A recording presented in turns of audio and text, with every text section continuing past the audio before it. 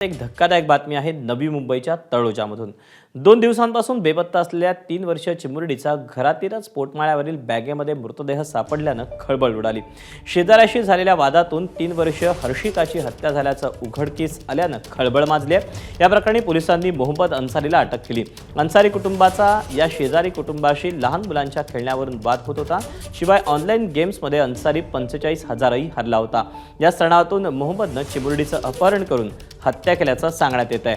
तसंच त्याचा खंडणी मागण्याचाही डाव होता। दरम्यान हरवलेल्या मुलीच्या शोधासाठी कुटुंबीय पोलिसांसह बाहेर पडल्यानंतर आरोपीनं मृतदेह बॅगेत भरून बेपत्ता मुलीच्या घरातीलच बाथरूमच्या वर ठेवला।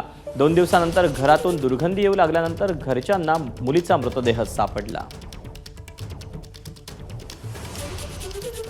या संदर्भात आपण खुनाच्या कलमाची वाढ केली त्या गुन्ह्यामध्ये। मृतदेह पोस्टमार्टम करता पाठवून त्याचं पोस्टमार्टम केलेलं आहे।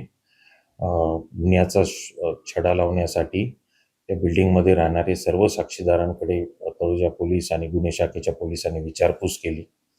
या सगळ्या इंट्रोगेशन दरम्यान त्या मयत मुलीच्या घरासमोरील घरामध्ये 1 रूमच्या घरामध्ये राहणारा मोहम्मद अन्सारी यांनी कबुली दिली की या मुलीचा खून त्याने केलेला आहे आणि तो मृतदेह त्यांनीच त्या बॅगमध्ये स्वतःकडच्या बॅगमध्ये लपवला। एबीपी माझा, उघडा डोळे बघा नीट।